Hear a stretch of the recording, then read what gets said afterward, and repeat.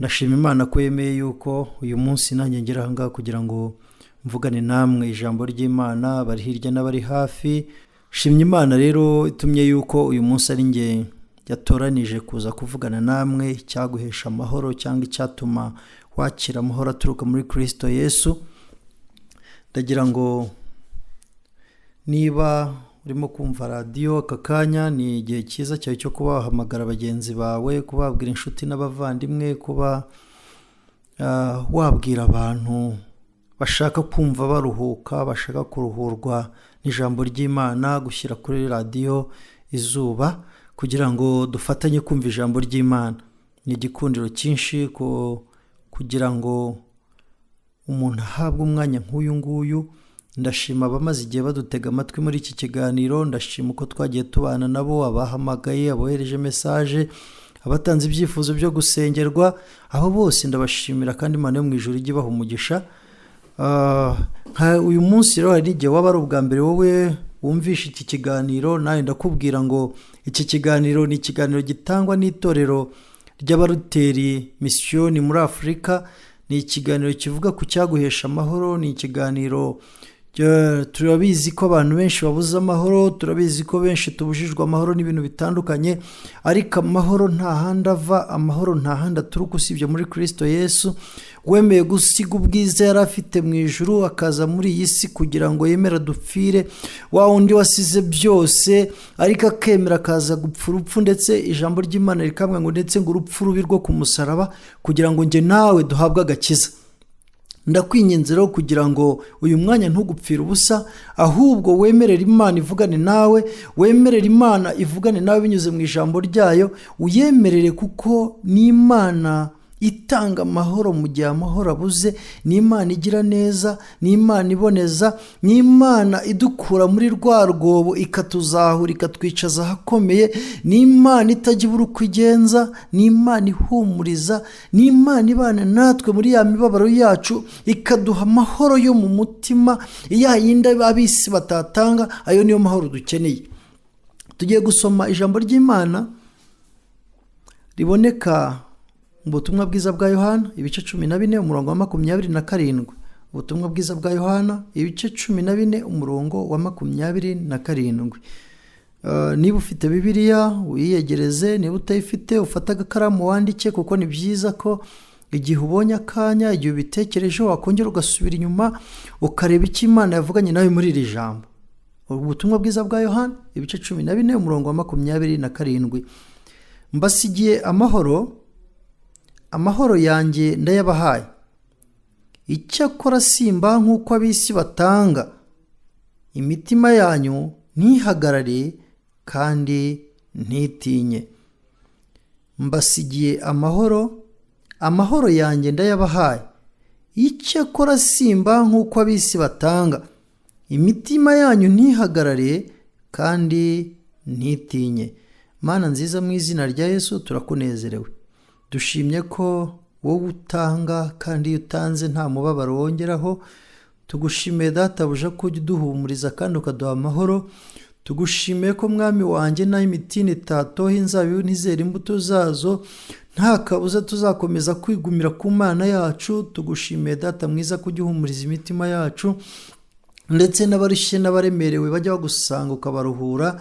Tugushimiye data ku bwa radiyo izuba waduhaye mu ntara yacu y'Uburasirazuba ndetse naho yumvikana hose mu gihugu, kugira ngo Nyagasani iduhe umwanya mwiza wo kuvuga ubutumwa bwiza, abari hirya n'abari hafi babwumve, abakizwa bakirizwe muri iryo jambo, imbabazi n'ubuntu bwawe babeho mu izina rya Yesu Kristo. Ndakwinginze kugira ngo gitare cy'amahanga usuke umwuka wawe wera, kandi ijambo ryawe rimbwira neza mwami wanjye ngo umwigisha agabane n'uwigishwa. Ndakwinginze rero kugira ngo data mwiza uyu munsi uze ku munsi w'umugisha ku bugingo bwacu.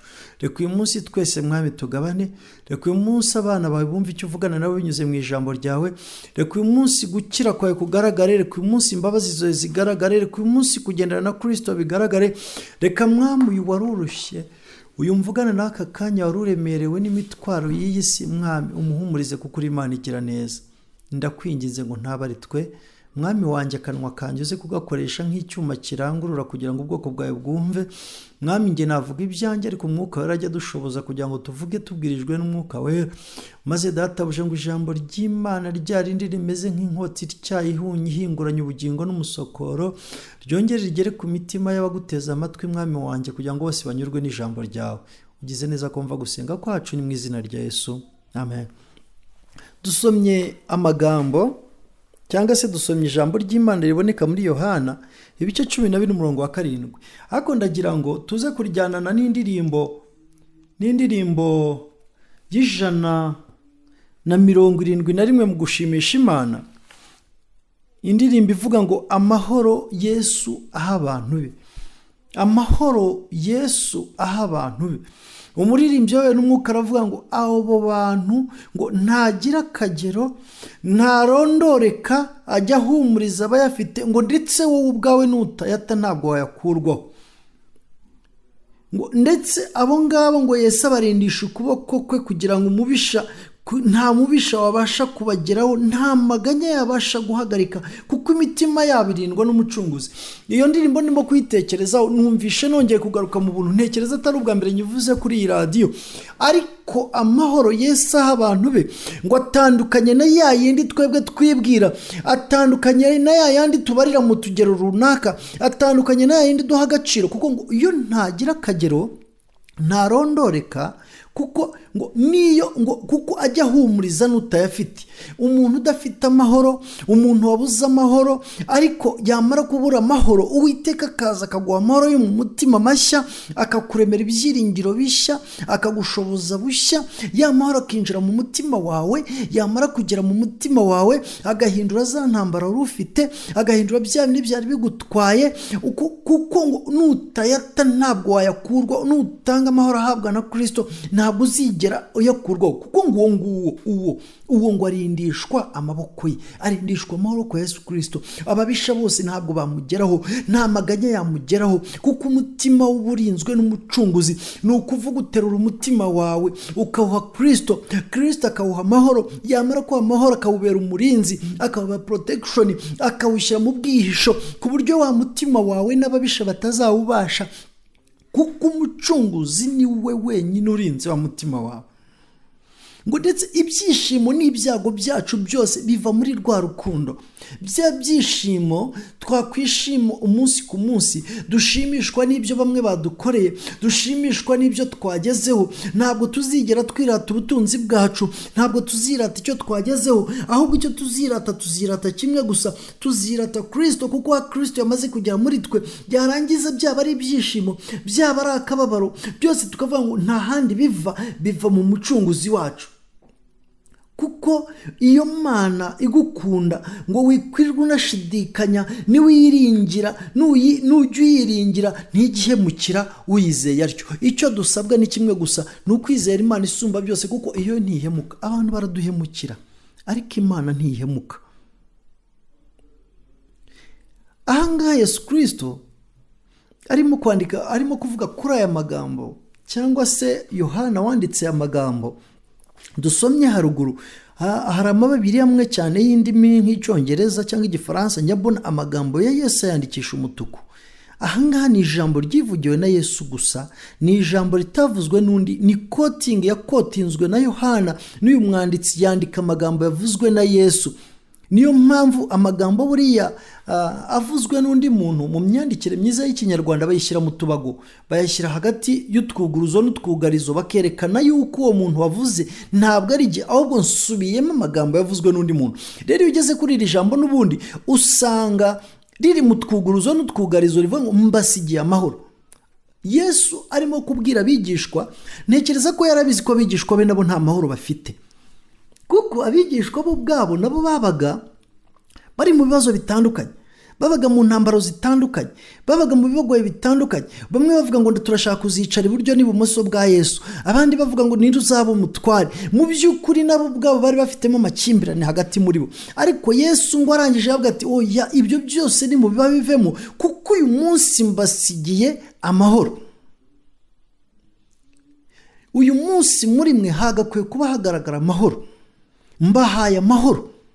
arangije yongera avuga ngo ndetse iyo ugeze ku murongo kuri uyu murongo n'ubundi ngo icyo kora si ngo amahoro yanjye ndayabahaye, ni ukuvuga amahoro njye nari mfite, amahoro nabanaga mu mutima wanjye ndayabasigiye, ayasigira abigishwa be. Amahoro yari afite mu mutima ayaha n'umutima w'abigishwa be. Arangije ariko ijambo ushaka ko dutindaho ngo icyo kora simbaye nk'uko ab'isi batanga. Yesu nashimwe. Ntabwo mbahaye amahoro ameze nk'ay'ab'isi batanga.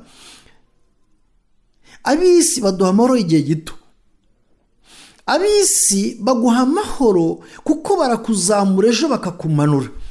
Yewe hari igihe uyu munsi bakuvuga neza ariko ejo bigahinduka.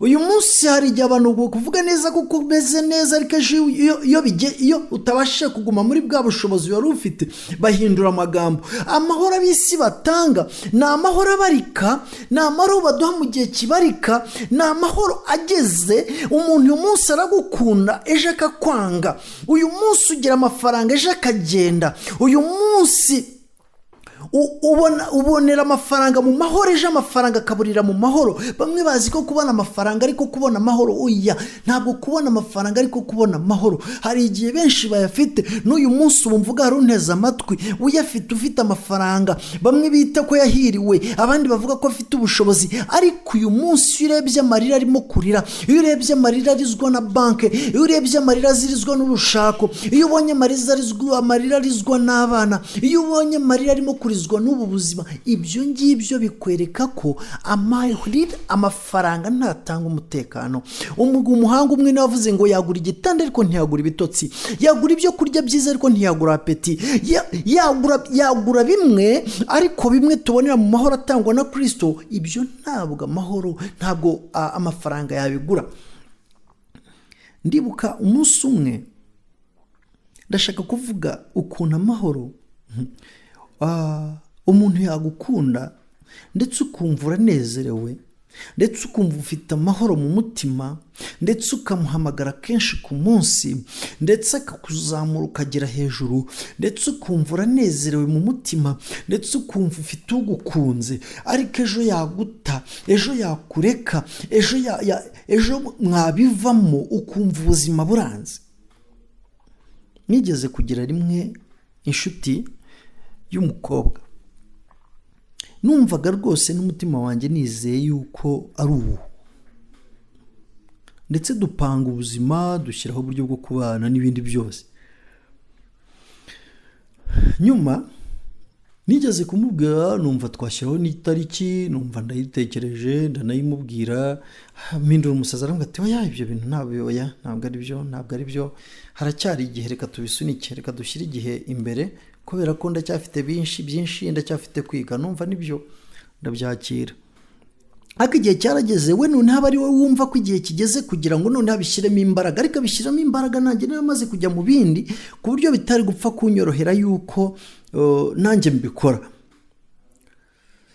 Bitangira gutera amatiku, rimwe na rimwe ntitwumvikane ku myanzuro imwe n'imwe dufata, rimwe na rimwe ibiganiro bisa nkaho bipfa. Fata iminsi yo gusenga, fata iminsi 3 y'amasengesho, nyereza ubusa ndasenga, ariko ikintu cyantunguye, mbaza Imana ngo Mana nyereka inzira, nkora iki, bigende bite, ese ni iki nakora, ese byagenda gute? Ariko ikintu cyantunguye, umunsi wa nyuma w'amasengesho, reka nsuhuza abantu bari mu Gahini, mu murenge wa Gahini, igice cyane cya Rubariro, niba hari unyumva. Nari mfite gahunda yo kuza kubonana n'abantu mu kazi bisanzwe, nari ndi mu kazi, ngiye mu kazi ngiye kuvugana n'abantu, nsanga abantu ngiye kureba batinzeho gatoya, mparika ku ruhande, ndicara ntangira gutekereza nyine bisanzwe mu gihe ntegereje abo bantu. Ngiye kubona mbona status kuri WhatsApp y'umuntu yapostinze ifoto ya save the date y'umunsi wo wishingirwa. Byaramvunnye nk'umuntu, nabitekerejeho nk'umuntu, numva ngize umutima ubabaye, numva umutima urangira komeretse, numva nshishijwe bugufi, numva mbuze icyo nkora. Ariko ikibazo nibaza nakwibaza ngo mbese iyo bikubaye udafite Kristo bigenza gute? Nibwo bamwe bajya mu mayoga, nibwo abandi birukangira ahandi, nibwo abandi bajya mu biyobyabwenge, nibwo batangira gutukana n'ibindi. Ariko naravuze ngo ushimwe kandi uhimbazwe, ushimwe ko ubu ngubu wowe unyoboye inzira none nkwiye kunyuramo. Uyu munsi mbana n'Uwimana yashatse ko tubana kandi ishimishijwe nuko ari we tubana. Kubera iki nanzura urugero? Nuko mu buzima ndabizi nawe unteze amatwi uyu mwanya ushobora kubujijwe amahoro n'uburyo n'ibitandukanye. Ushobora kuba nawe warahuye n'ikibazo nk'icyo cyanjye, ariko si niki wakora? Niki cyakubaho? Niki cyagutandukanya n'urukundo rwa Kristo? Mbese ni amakuba, mbese ni ibyago, mbese no gupfusha, mbese no kwambara ubusa? Ibyo byose ntibyakagutandukanyijwe n'urukundo rwa Kristo, kuko Kristo yamaze kukuremamo amahoro. Iyo kidakunze ubona yuko atari igihe cyacyo, iyo ikintu kikunaniye ubona yuko Uwiteka Imana yawe afite imigambi myiza kuri wowe. Umuririmbyi kora rimwe n'iririmba ngo igambire kukugirira neza, ni byiza si bibi, ngo kugira ngo wowe ubwawe wongere kumva amahoro, wongere kurema icyizere, wongere kurema ibyiringiro. Kubera yuko Kristo uri muri twebwe, iyo azanye amahoro muri twe nta yandi makuba yongeraho. Niyo mpamvu yavuze ngo njye ntabwo ntanga nk'uko ab'isi batanga. Ab'isi baraguha ariko barakunyaga, ab'isi baraguha ariko baranakwaka, ab'isi barakuzamura ariko baranakumanura, ab'isi barakwambika ariko baranakwambura, ab'isi baguha ibishoboka byose ariko baranabigukuraho. Ariko Kristo ngo iyo atanze, iyo aguhaye amahoro, ngo nta cyaza yagukuraho, nk'uko ya ndirimbo yatubwiye ngo nutayata nta cyo yagukuraho. Wowe nuba mu rwisho rwisumba byose, nuba mu mahoro yisumba byose, nuba muri bwa bwiza bwisumba byose, nukurura kwa kugira neza kwisumba byose mu bugingo bwawe, ya mahoro ari muri wowe ahinduka amahoro, ukaba umunyamahoro, ukavuga amahoro, ukagenda mu mahoro, ukaba amahoro, umuryango ukaba amahoro, aho utuye ukavuga amahoro, aho ugenda amahoro akakugaragaramo. Kuko Uwiteka yaguhindukiye ubwiza, yaguhindukiye ihumure, yaguhindukiye imbaraga, yabaye ubugingo bwawe, yabaye ibyiringiro byawe, kuko imbabazi ze zihoraho ibihe byose. Abantu bafite amahoro atangwa na Yesu bahorana na nza y'Imana. Nzakugirira neza, nzagendana nawe, nzakurinda, nzakubera amaso, nzagufasha. Abana bawe bazigishwa n'Uwiteka. Humura, komera, kubera ko amaze kwakira nza y'Imana, kubera ko uzi yuko ibyo ngibyo nubwo bidakunze ariko Uwiteka hari icyo yaguteguriye, kubera yuko intambara unyura mu Uwiteka hari icyo yazikozeho, kubera ko urukundo rw'Uwiteka rubana nawe iminsi yose, ubuzima bwawe bwose bwo kubaho. Icyo gihe bikurura ubuntu bw'Imana isumba byose muri wowe, bugakurura imbaraga z'Imana. Icyo gihe ugasanga imbabazi z'Imana isumba byose zije muri wowe, wapfa wabaho ukakira ubwiza bw'Imana. Umugabo bita Pawulo ngo umunsi umwe yuriye ubwato ajya ahantu bita Kayisariya. Usoma Ibyakozwe n'Intumwa igice cya 21, ngo yari yerekeye Kayisariya, ngo ariko ageze ahantu bita Toba, ngo ajya ku mugabo bitaga Agaba gucumbikayo. Ngo agezeyo, ngo Agaba yari afite abana bagera muri 4, abakobwa 4 b'abahanuzi. Ngo ariko ngo akigerayo, ngo Pawulo akinjira muri iyo nzu, ngo hinjiramo umuhanuzi. Ngo amaze kwinjira, ngo aragenda ngo afata umushumi wa Pawulo ahora uri mu nguni, ngo bizirikisha amaguru n'amaboko. Ngo arangije aramubwira ati uyu mushumi uku niko bazamuzirika, niko bazamugenza, nagera i Yerusalemu bazamufunga, nibamara kumufunga ngo ndetse aho ngaho azahafungirwa igihe kirekire. Pawulo ibyo yarabyumvaga, yarabibonaga ko ari umwuka w'Imana isumba byose. Ngo ariko mu gitondo arimo kwitegura, arabyuka, arakaraba nk'uko abandi bose bakaraba. Amaze kwitegura ngo agiye kugenda, ngo abantu bose b'abakobwa baza barira, abadamu bo mu mudugudu baza barira, abantu bose baraza baramubwira ati Pawulo ntabwo wakagize gutya, ese ntiwumvishe icyo ubuhanuzi buvuga? Ntabwo wakagiye Yerusalemu. Ariko Pawulo ku murongo wa 13 basubiza neza, aravuga ngo usibye no kubohwa niteguye no gupfa kubw'izina ry'umwami wacu Yesu Kristo. Haleluya. Usibye no kubohwa, usibye n'ibyo unyuramo, usibye n'intambara zawe za buri munsi, usibye n'ibiguteye ubwoba, usibye naho uyu munsi ese byakumarira iki kubaho udafite Kristo kurenza kuba wapfa ariko ufite umwami Kristo ku bugingo bwawe? Uwo Kristo akakubera ibyiringiro, uwo Kristo akakubera imbaraga, uwo Kristo no mu rupfu ujyana nawe. Umuririmbyi yarembye ngo iyo upfuye baraguherekeza, ngo bagasuka ibitaka mu mva yawe, ngo bakagusigura wenyine, ariko ngo Yesu we murajyana. Uwo Yesu abana nawe, uwo Yesu arakuragira, uwo Yesu aragukomeza, uwo Yesu akubera ibyiringiro, kuko ngo no mu rupfu ajyana nawe, maze igihe yazahamagara nk'uko yahamagaye Lazaro akamubwira ngo Lazaro n'igihe azahamagara izina ryawe uzazuke uhabwe ubugingo buhoraho. Iyo ni ukugira amahoro yo mu mutima uhabwa na Kristo. Ntabwo wagira amahoro muri Yesu udahawe na Kristo, kuko iyo urwaye uriheba, iyo ushonje uriheba, iyo ukennye uriheba, iyo akazi karangiye uriheba, iyo utwite uriheba, kuko utangira kuvuga ngo ubwo sinzi niba nzabona urushako rwambabasha gushaka, uti sinzi niba nzabyara, wabyara uti sinzi niba nzakuza, warwara uti sinzi niba ntazapfa, yatwite uti sinzi n'ibindi zavuka, kubera ko udafite amahoro muri Kristo Yesu. Ngo wishingikirize ku mwami utanga amahoro, wa wundi uvuga bikaba, wa wundi utegeka bigakomera, wa wundi wumva ko amakuba n'ibyago ku mukiranutsi ari byinshi ariko Uwiteka akamukiza muri byose. Ndaguhamagarira kugira ngo ubwawe uhure n'Imana isumba byose, uhure n'Imana ivuga bikaba, uhure n'Imana itegeka bigakomera, uhure na ya yindi ya Mana itandukanye nuko twibwira, ya Mana iguha ibyiringiro nyamara aho ibyiringiro bibuze, ya Mana igukomeza mu makuba yacu. Erega iyo utekereje neza ubona ibitubuza amahoro ni byinshi, ibiduteye ubwoba ni byinshi. Hari n'igihe ureba byonyine, wareba no ku isoko ry'umurimo, wareba ibiciro, wareba uko isi ihagaze ukumva ubwoba burakwishe. Wakumva intambara hirya no hino za Ukraine na Russia bavuga ngo bashobora kurasa ibisasu bishobora gusenya isi mu gihe gito, ukumva intambara zibaye nyinshi mu mutima wawe, ukumva n'ibyo wagakoze ntiwakabaye ubikora. Dufite ibikangisho byinshi impande zose, turufite imbogamizi nyinshi zidutera ubwoba kubera iyi si igenda, abatwarwa n'ibiza, abatwarwa n'inkangu, abagenda hirya no hino, abayibirwamo n'inyanja, amaksida atandukanye. Ariko ibyiringiro byacu ntabwo biri muri iyi si izashira, kuko ijambo ry'Imana ramwe ngo dore isi irashana no kwifuza kwayo. Ariko twebwe abategereza, abareba Imana, abategereza gutabarwa k'Uwiteka isumba byose, ntabwo dutinya, kuko dufite amahoro yisumba byose. Ntabwo batugira, ntidukangwa n'ibiriho, ntidukangwa n'ibizaza, ntidukangwa n'ibiduteye ubwoba. Ahanganja mbona urugero rw'umugabo mwiza cyane bita Elisa ngo yari umugabo, yari umuhanuzi w'Imana isumba byose. Elisa uyu nguyu nimbona umwanya nzongera muvugeho nitonze.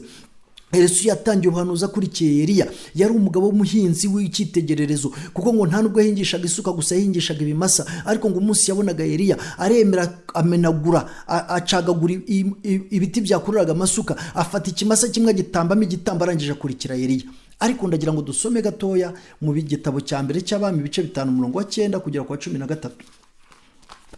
Niho ndibuze kuvuga nsuma, ni naho ndibuze gusoreza rwose. Igitabo cya mbere cy'Abami ibice 5 umurongo w'9 kugera 13. Ngo nuko Namani araza, azana amafarashi ye n'amagare ye, ahagarara ku muryango w'inzu ya Elisa. Elisa aherako amutuma ati, genda wiyuhagire muri Yorodani 7, umubiri uzasubira uko wari uri, nawe uzaba uhumanutse. Namani abyumvise ararakara, arivumbura ati, nahoze ngira ngo ari busohoke ahagarare atakambira izina ry'Imana ye, arembarembye n'intoki hejuru y'ibibembe ngo ankize. Mbese inzuzi z'i Damasiko, Abana na Fapa ntiziruta ubwiza amazi yose y'Ubwisirayeli? Sinabasha kuziyuhagiramo ngo mpumanuke. Nuko arahindukira arigendera arakaye. Abagaragu be baramwegera baramubwira bati, databuja, iyaba wa muhanuzi yagutegetse ikintu gikomeye ntuba wagikoze, nkanswe kukubwira ngo iyuhagire uhumanuke. Nuko aramanuka yibira muri Yorodani 7 nk'uko umuntu w'Imana yari yamutegetse. Uwo mwanya umubiri we uhinduka nk'umwana muto, arahumanuka. Haleluya. Elisa, iyo urebye Elisa nka Elisa ufite umukozi umwe bitaga Gehazi, utewe na generali, kuko ijambo ry'Imana iyo utangiriye inkuru mu gitabo cy'Abami ibice 5 utangira ku 1 biravuga ngo yari umugaba w'ingabo z'umwami wa Siriya, yari umutoni kuri shebuja kandi w'umunyacyubahiro, kuko ari Uwiteka yaheshaga Abasiriya kunesha. Yari umugabo w'umunyamaboko w'intwari, ariko bakongera ngo yari umubembe. Uyu mugabo ngo yagiye kuza, uyu mugabo batubwiye ngo yari umugaba, yari chef d'état major, yari umuyobozi w'ingabo za Siriya, niwe ingabo zose za Siriya niwe wazitegekaga. Ngo ariko agiye no kuzamuka, bamubwiye ngo muri Isirayeli y'inkuru ikutangira iravuga ngo ndetse umwana amaze kubimubwira ngo yandikiye umwami, ngo umwami yandikiye undi mwami ngo nkohereje umugabo wanjye Namani, amaze kumuvuga ibigwi cyane, ngo noneho nahagera umufasha akire. Ngo umwami aravuga ati ashishimura imyenda, aravuga ati ninde wababwiye ko muri Isirayeli twebwe dukiza? Ati uyu mugabo arimo arashakaho impamvu kugira ngo antere. Ariko ngo Elisa aravuga ati murekaze, arabona ko muri Isirayeli hari Imana. Haleluya. Amaze kuhagera, amaze kugera muri Isirayeli, icyaje gukurikira cyari iki? Nuko ngo hageze ahingutse, we ntabwo yazamutse nka Namani gusa, ahubwo yazamukanye n'amagare n'amafarashi by'intambara. Urumva ahantu hari buze chef d'état major, ku bantu yenda banyumva bamenyerera ibi bikorwa bya gisirikare, na ahantu byanga bikunda kuva chef d'état major ikindi gihugu yaraje, ingabo za Isirayeli nazo harabari baje kumuteguriza nk'umuntu wari bazi ko ari igihugu cy'igihangange. Hari abasirikare bari baturutse mu bwami bwa Isirayeli kuza guteguriza Namani.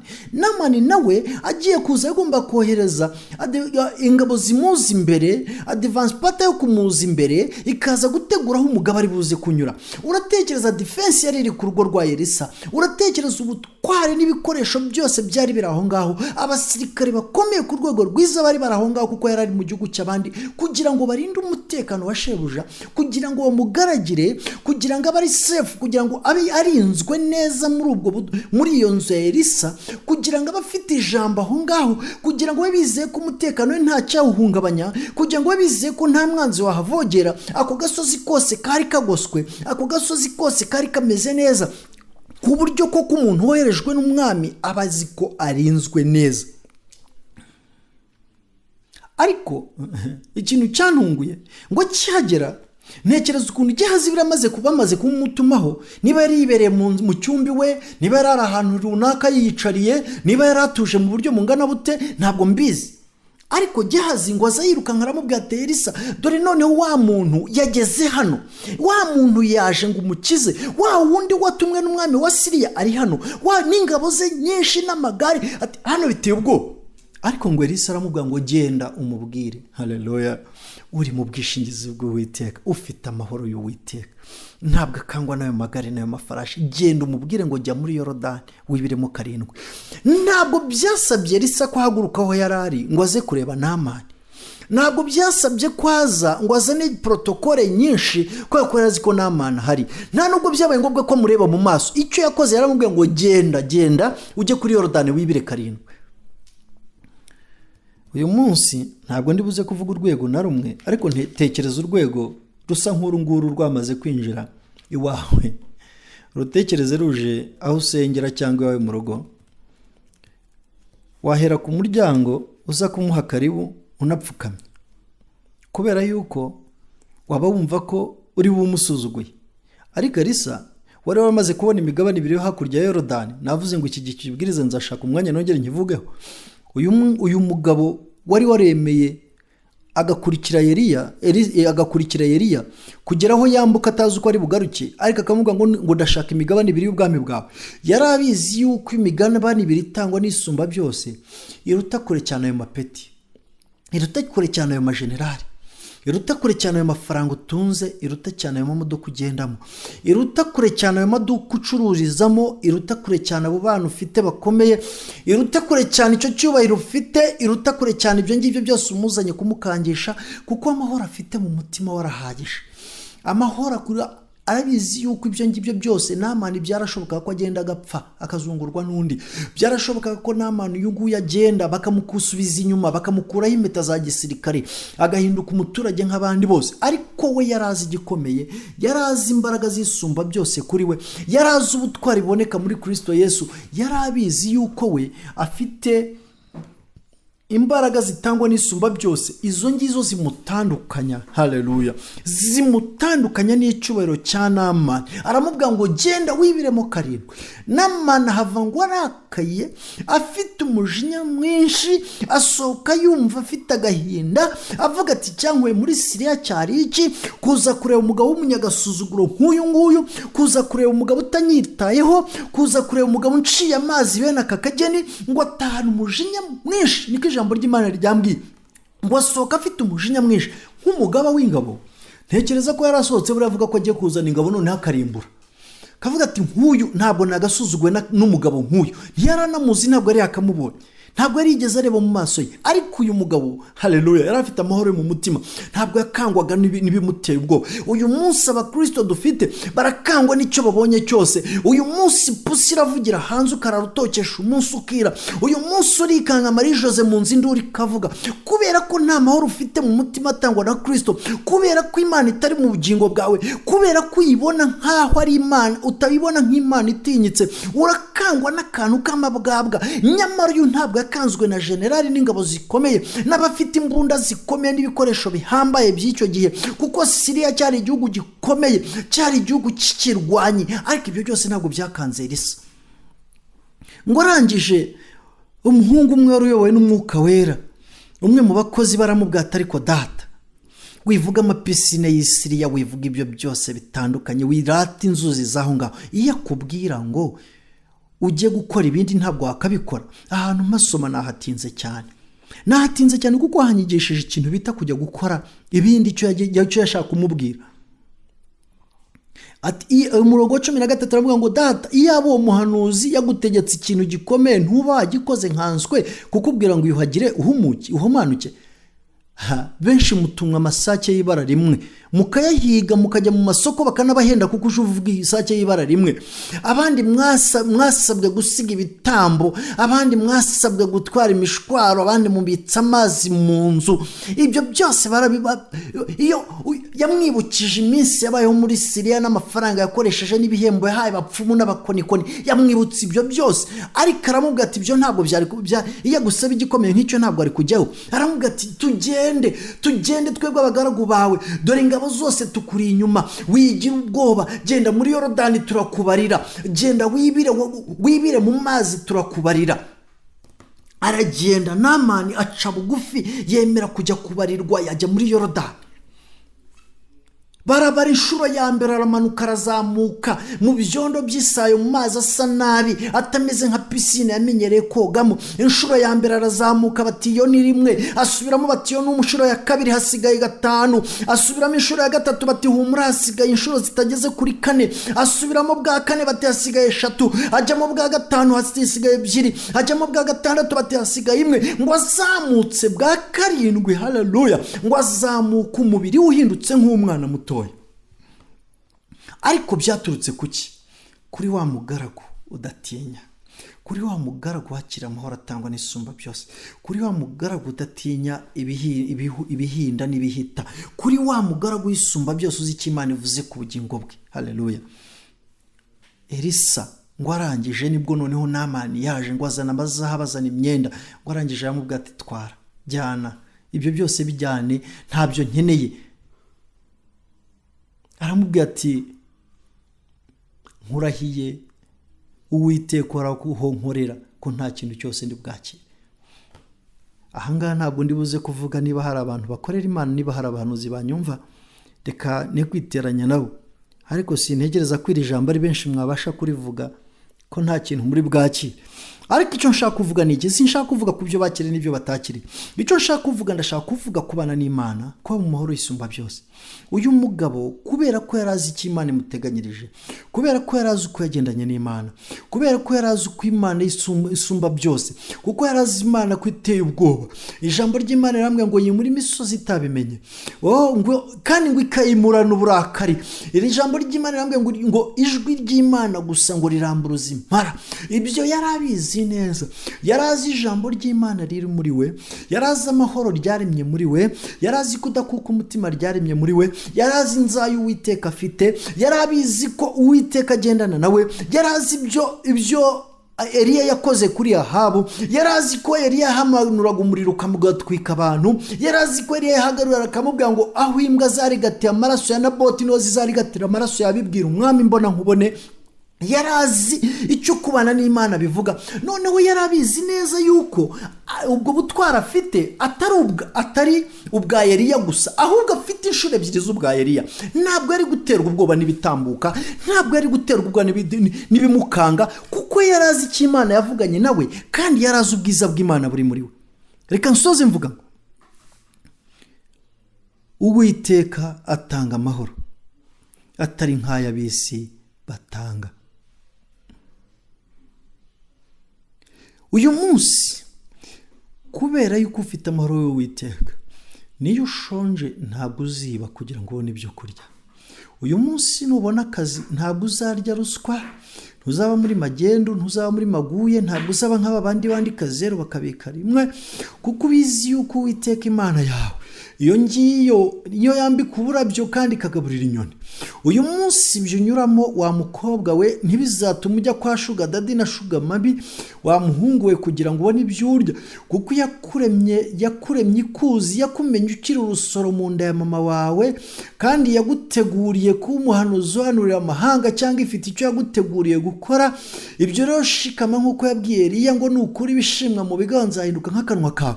Komera, shikama, witinya, kuko iyo akoze biriya byatambutse, iyo akurinze muri ya nzara yatambutse, iyo akurinze ikagukiza urupfu rukomeye rutyo, uyu munsi iracyahari ntaho yagiye, kuko izagukiza no mu bindi.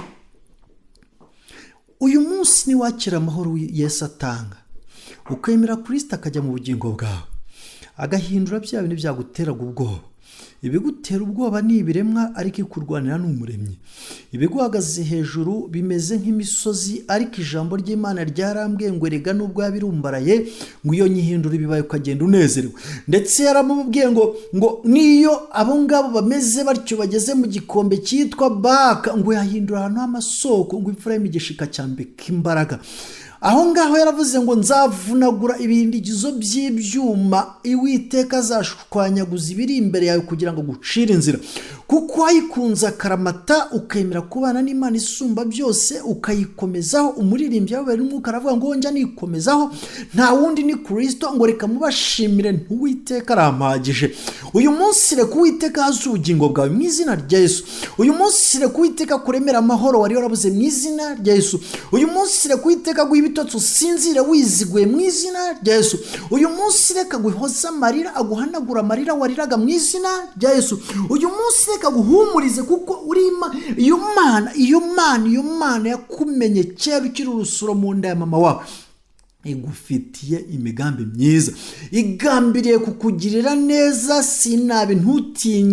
Ntutinyishwe n'ibyo ubona, kuko Uwiteka Imana yawe ni umurengezi wawe, kandi niguha amahoro ntabwo izagwa nk'ay'ab'isi batanga, izaguha amahoro asendereye nk'uruzi. Nuhura n'ibikomeye uzibuka amahoro ufite, nuhura n'ibiguteye ubwoba uzibuka Kristo, nunanirwa uziyegamiza kuri we, kuko ijambo ry'Imana riramubwira ngo yewe urushye nawe uremerewe, ngo nimuze munsange ndabaruhura. Uyu munsi Uwiteka guha amahoro, uyu munsi Uwiteka kugabira amahoro adatangwa n'ab'isi, uyu munsi Uwiteka utume ujya wikomeza ari we. Umuririmbyi ati wongera nikomeza n'ahantu ni Kristo. Reka mubashimire Uwiteka arampaza wenyine mu izina rya Yesu Kristo. Reka uyu munsi Uwiteka guhaze wenyine. Tujye gusenga Imana, ariko mu gusenga bwira Imana uti Mana yanjye kandi murengezi wanjye, uyu munsi njye ubwanjye ntagufite ntaho nagera ntagufite.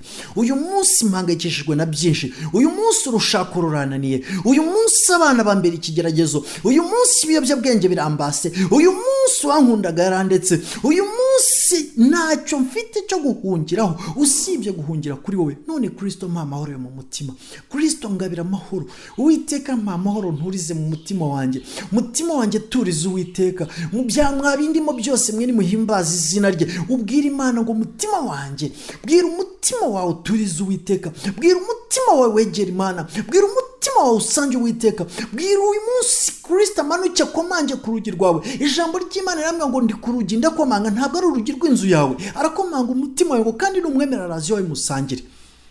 Reka Kristo akugenera amahoro, maze ayo mahoro uhinduka amahoro, nawe ube mu mahoro, kuko ibigeragezo ntibizabura kuza, intambara ntizizabura kuza, ariko aba mu rwisho rw'Uwiteka bazahwana n'igiti cyatuye hafi y'umugezi, bera imbuto z'igihe cyacyo kandi bibabi byacyo ntibyuma. Mana nziza, mu izina rya Yesu uhimbazwe. Urakoze cyane kubwira ijambo, urakoze kuduhumurije no kuduha amahoro aturuka muri wowe. Tanga amahoro ku bayabuze, tanga amahoro ku bariraga, tanga amahoro mu bingo zibereye ikigeragezo muri iki gihe, tanga amahoro mu bashomeri babuze icyo babuze akazi, tanga amahoro mu babuze ibyo kurya n'ibyo kwambara, tanga amahoro mu bari mu bitaro bitandukanye mwami, bari mu buzima bugoye, tanga amahoro mu mitima data buje bagushakana umwete, tanga amahoro n'intambara zitandukanye, tanga amahoro mu miryango, tanga amahoro mu matorero yawe, tanga amahoro mu bagushakana umwete, tanga amahoro data buja n'ukuri kubiteguye kwakira amahoro mu mitima yawe. Urakoze kugize neza, utwambike imbaraga, maze Kristo ubwo tuzongera kugaruka muri studio tuzasange dufite amashimwe menshi atandukanye aturuka mu bwoko bwawe.